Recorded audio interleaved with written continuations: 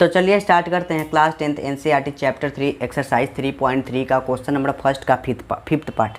ठीक है ना। फिफ्थ पार्ट में हम लोगों को सब्स्टिट्यूशन मेथड से ही सॉल्व करना है। तो सब्स्टिट्यूशन मेथड लगा करके हम लोगों को एक्स और वाई का वैल्यू फाइंड करना है। ठीक है।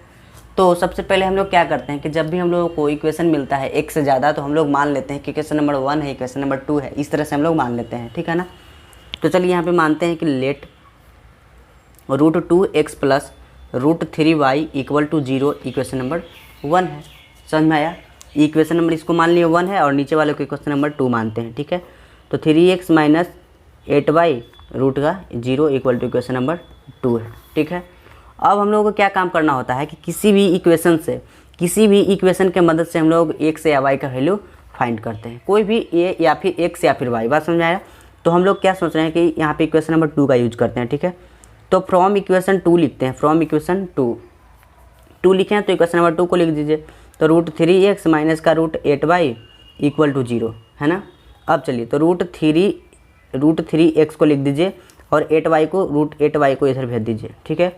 अब y का वैल्यू निकालना होता है या फिर x का वैल्यू निकालना होता है। तो हम क्या करते हैं, x का ही निकाल लेते हैं, है ना। चलिए x का वैल्यू निकालते हैं तो √8y और ये है √3 आ जाएगा नीचे।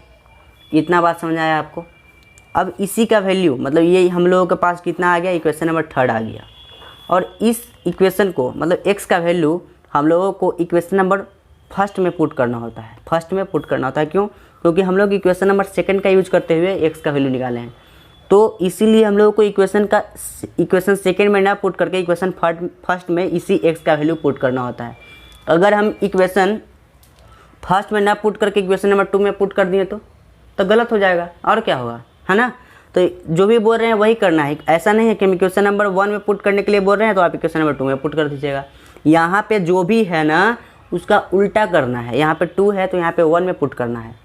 यहाँ पे 2 है, 2 का यूज करते हुए अगर आप x का वैल्यू फाइंड किए हैं या फिर y का वैल्यू फाइंड किए हैं तो आपको इक्वेशन नंबर 1 में पुट करना है। यदि आप में से कोई भी ऐसा बच्चा इक्वेशन नंबर 1 में से इक्वेशन नंबर 1 का यूज करते हुए x या y का वैल्यू यहाँ पे फाइंड किए हैं तो आपको इक्वेशन नंबर 2 में पुट करना होगा। लेकिन हम यहाँ पे इक्वेशन नंबर 2 का यूज करते हुए x का वैल्यू फाइंड किए हैं तो इक्वेशन नंबर 1 में पुट करेंगे। अब तो बात समझ में आ गया होगा। चलिए तो इक्वेशन में पुट कीजिए, इक्वेशन नंबर 1 में putting the value of x in equation number 1, मतलब इक्वेशन नंबर 1 में हम x का वैल्यू पुट करें। तो इक्वेशन नंबर 1 क्या है, √2x plus √3y equal to 0, यही है ना, देख लीजिए, है ना। चलिए तो x का वैल्यू जो भी है वो पुट कर दीजिए। तो √2 को छोड़ दीजिए, x के जगह पे क्या है √8 और √3y, यही है ना, प्लस का √3y इक्वल टू 0, यही आया। चलिए अब हम लोगों को सॉल्व करना है।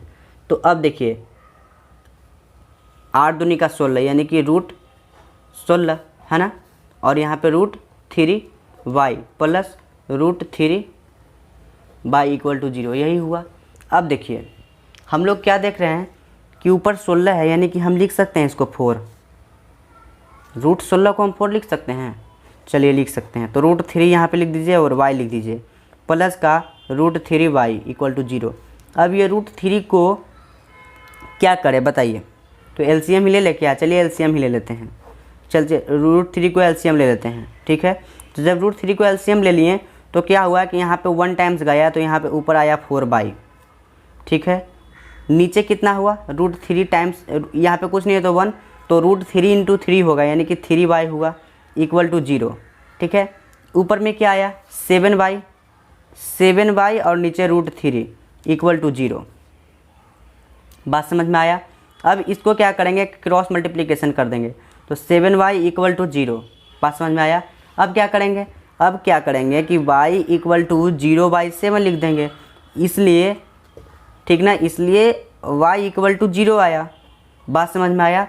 और इसी y का वैल्यू इक्वेशन नंबर 3 में पुट करेंगे। जो भी हम लोगों के पास इक्वेशन नंबर 3 आया है उसमें पुट कर देंगे। तो चलिए पुट ही कर देते हैं। तो यहाँ पे लिख देंगे put the value of y in equation number 3। ठीक है। इक्वेशन नंबर 3 में हम y का वैल्यू पुट कर रहे हैं। इक्वेशन नंबर 3 क्या है लिख लेते हैं, x इक्वल टू √8y और √3, यही है ना।